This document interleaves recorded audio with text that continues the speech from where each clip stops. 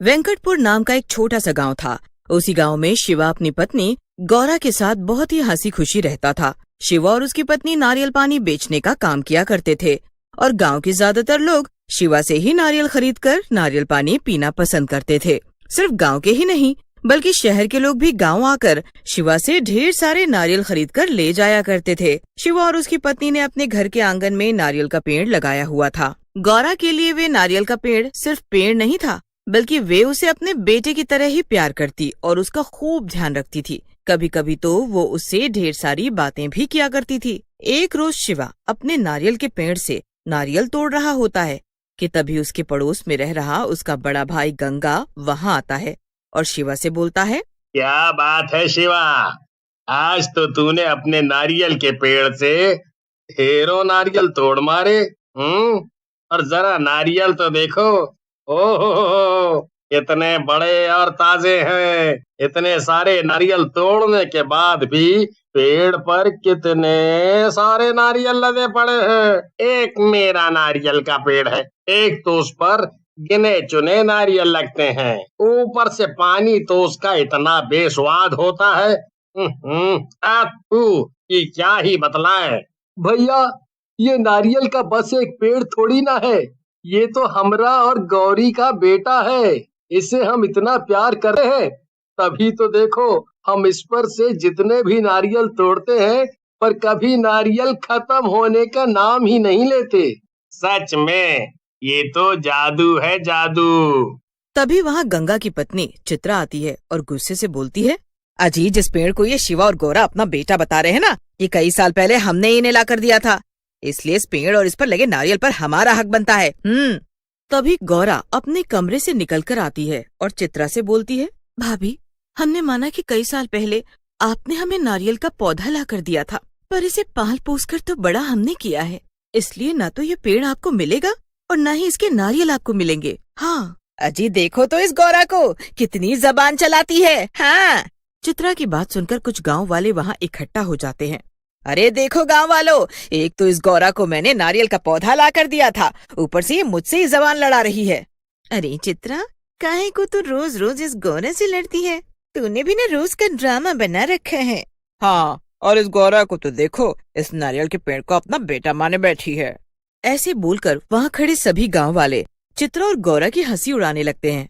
तभी चित्रा अपने पति के साथ अपने घर आ जाती है और गुस्से में गंगा से कहती है, इस गौरा ने गांव वालों के सामने मेरी बेइज्जती की, इसे तो मैं छोड़ूंगी नहीं। आज रात को ही इसका काम तमाम न कर दिया तो मेरा नाम चित्रा नहीं।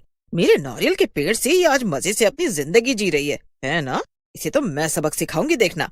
अब तो कुछ भी हो जाए, ये नारियल का पेड़ और उसके नारियल को मैं अपना बना कर ही रहूंगी। अरे चित्रा, अब क्या करने वाली है तू?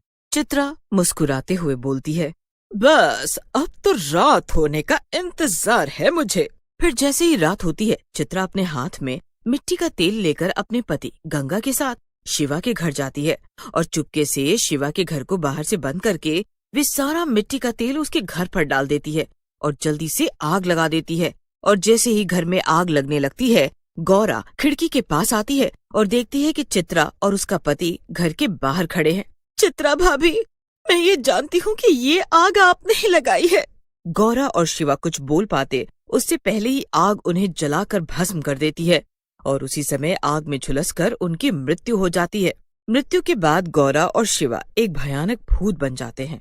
गौरा और शिवा के यूं मर जाने से गांव वालों को बहुत दुख होता है, पर उन सभी की नजर उनके नारियल के पेड़ पर थी। शिवा और गौरा की मौत के कुछ दिन बाद चित्रा और गंगा शिवा के नारियल के पेड़ के पास आते हैं और हंसते हुए बोलते हैं, गांव वालों के आगे मेरी बहुत खिल्ली उड़ाई थी ना इस गौरा ने, और बोला था ना कि ये पेड़ तो क्या, इसका एक नारियल भी मुझे नहीं दोगी। अब उसके मरने के बाद ये पेड़ और इसके नारियल सब हमारे हैं। अजी अब तो हम भी बहुत जल्दी अमीर हो जाएंगे। हाँ। मैं अभी पेड़ पर चढ़कर ढेर सारे नारियल तोड़कर लाता हूँ। जैसे ही गंगा नारियल के पेड़ पर चढ़ने लगता है, उसे पेड़ पर भूत दिखाई देता है। वे नीचे देखता है तो उसे एक डरावनी चुड़ैल दिखाई देती है। गंगा भूत और चुड़ैल को देखकर जोर से चिल्लाने लगता है, भूत! अरे ओ चुड़ैल! भूत! अरे चुड़ैल! अजी का हमको चुड़ैल बोल रहे हो? अभी रुको, तुम्हारे पिछवाड़े पर एक लाठी मारेंगे ना तो हमको चुड़ैल बोलना बंद कर दोगे तुम। हाँ। चित्रा जैसे ही पेड़ पर देखती है उसे एक भूत नजर आता है। तभी वे अपने पीछे मुड़कर देखती है, उसे एक डरावनी चुड़ैल दिखाई देती है, जिसे देखते ही चित्रा की सिट्टी पिट्टी गुल हो जाती है। चुड़ैल, अरे मर गए रे, यहाँ पर ये भूत चुड़ैल कहाँ से आ गए? चुड़ैल हंसते हुए बोलती है, अब तुम दोनों मेरे हाथों से बचने वाले नहीं हो। आज तो मैं तुम्हारी गर्दन ऐसे काटूंगी जैसे नारियल के सिर से उसकी खोपड़ी काटते हैं, फिर मजे से मैं तेरा खून पीऊंगी। अरे चुड़ैल बहन, भूत भाई, हमको जाने दो। आज के बाद हम नारियल के पेड़ से नारियल तो क्या, नारियल के पत्ते तक न चुराएंगे। ऐसे कैसे छोड़ दे तुझे? तूने पति पत्नी को जलाकर मारा है और बोलती है कि छोड़ दे। तो तुम दोनों शिवा और गौरा हो? हे भगवान, अब हमरा का होगा? बचाई लियो भगवान, बचाई लियो। फिर क्या था, भूत गंगा का गला काटकर उसे मार डालता है और चुड़ैल चित्रा को तेज धार चाकू से टुकड़े टुकड़े कर उसे मार डालती है। फिर वे दोनों भूत और चुड़ैल अपना रूप बदलकर पेड़ से नारियल तोड़कर अपने ठेले में रखकर बेचने के लिए जाते हैं। आओ जी आओ, ठंडा ठंडा नारियल पानी पी लो, ठंडा ठंडा। तभी गांव में रहने वाला माखन ठेले के पास आता है और बोलता है, अरे जरा देखो तो इस नारियल पानी वाली को। हाय हाय हाय हाय हाय, इतनी खूबसूरत है ये, और इसकी कमरिया तो बिल्कुल नागिन जैसी है रे। अरे ओ सुंदरी, पहले तो कभी तुम दोनों का हमने इस गांव में नहीं देखा। अजी देखोगे भी कैसे, हम दोनों आज ही इस गांव में नारियल पानी बेचने आए हैं। अरे आप तो बस हमारे पेड़ से टूटे नारियल का नारियल पानी पियो। अरे ये कैसा नारियल पानी पिला डाला हमें, इसे पीते ही हमारी तो सांसें ही थमने लगी हैं। हाय हाय हाय हाय। फिर जैसे ही माखन नारियल पानी पीता है तो उसे जोर से खांसी होने लगती है और देखते ही देखते उसके मुंह से खून निकलने लगता है। तभी वे नारियल पानी बेच रही सुंदर औरत और आदमी अपने भूतिया रूप में आ जाते हैं और माखन का गला काटकर उसे मार डालते हैं और वहाँ से चले जाते हैं। माखन की लाश को देखते ही पूरे गांव में हाहाकार मच जाता है।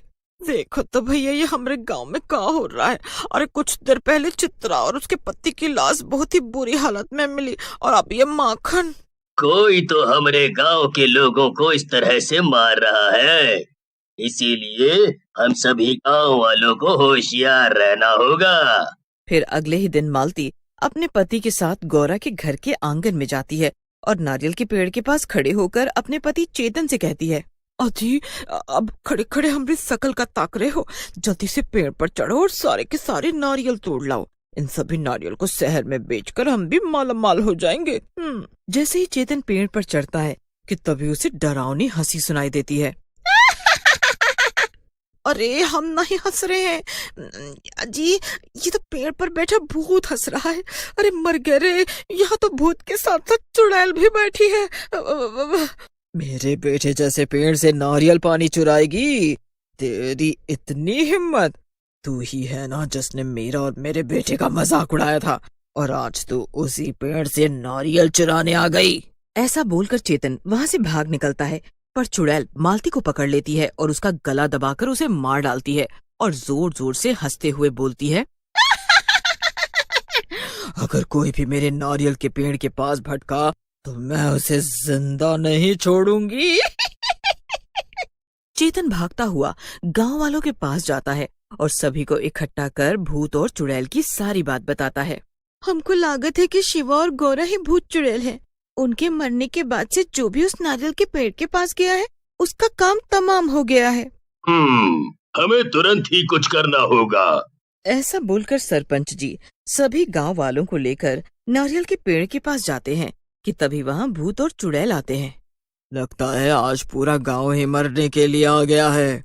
ये तो तुम्हारे साथ बहुत बुरा हुआ, पर ऐसा करके ना तो तुम्हारी आत्मा को शांति मिलेगी और ना ही तुम्हें मोक्ष मिल पाएगा। इसीलिए मैं तुमसे वादा करता हूँ कि तुम्हारे बेटे जैसे नारियल के पेड़ के पास एक मंदिर बनाया जाएगा।